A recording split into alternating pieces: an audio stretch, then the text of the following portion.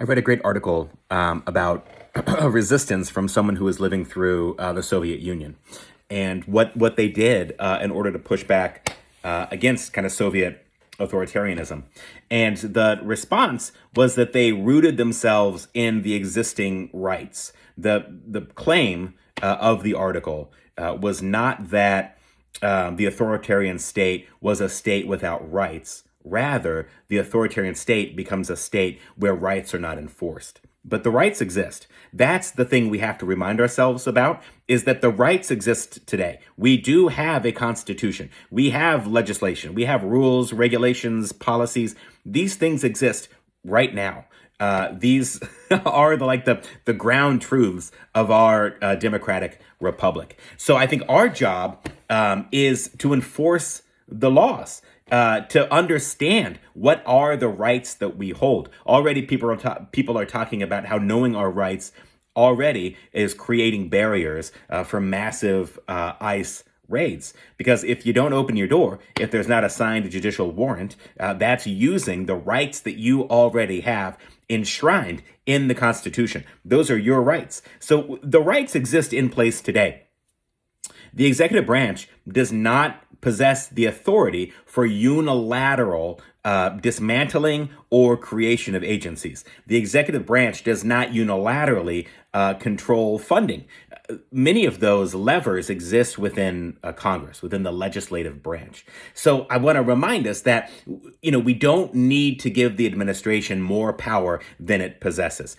Yes, the executive orders are powerful, but what is more powerful than the executive orders is all the chaos that's created around them. That's the flood the zone strategy that myself and others have been talking about, to distract media, to treat media like the opposition, to try to shut down and suppress the free press, to try to confuse us through chaos, to try to overwhelm us through chaos. So it's just throwing all of this stuff at the wall. It's, look, we're going to take an ownership position over Gaza, and we're going to outlaw all trans athletes from sports, and we're going to dismantle all of these agencies, and we're going to pause all of this federal funding, and we're going to do away with birthright citizenship. Well, just about all of those things are already facing judicial opposition. You cannot executive order your way into a revision of the Constitution. We have rights and laws that protect that from happening. So what's important for all of us out here to remind ourselves of is that we do have a Constitution today. We do have laws that exist today. We do have personal rights that exist today. So our response is not to respond within a context of lawlessness, not to respond within a context of the absence of rights. Rather, we need to understand that we may be entering a state where the enforcement of rights might be stripped away, but that doesn't mean that the rights themselves are being done away with. So we just have to know our republic. We have to know our Constitution. We have to know our Bill of Rights. We just have to know those things.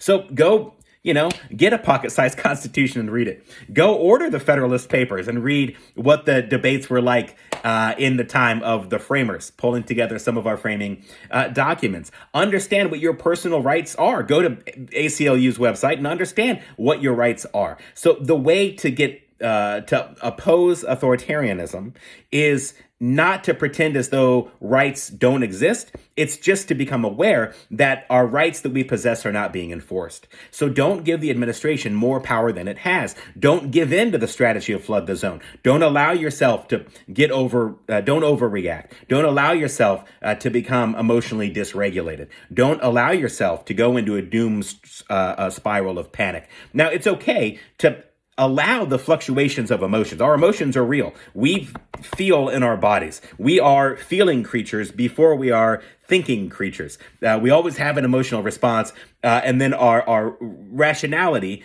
comes after our emotional response. So we can know that about ourselves, that we're going to have an emotional reaction to things. But don't give the president more power than the president has. The president is bound by certain constitutional rights. So does the president have authority? Absolutely. The powers of the presidency are massive, but they're not more massive than this administration wants you to believe. This administration wants you to believe that by the stroke of a pen, you can alter funding. By the stroke of a pen, you can do away with whole agencies. By the stroke of a pen, you can rob people of their rights. You cannot do that through executive orders. It's only through Congress that those things can be enacted. Now, we do have majority control in Congress for Republicans, but it's a slim margin. It really is. It's what's the count in the House right now? Like 217 to 220 or something like that. It is a very narrow majority. So just don't give the executive branch more power than it has. It wants you to be overwhelmed. It wants you to be distracted. It wants you to feel defeated. It wants you to feel like you can't do anything to push back.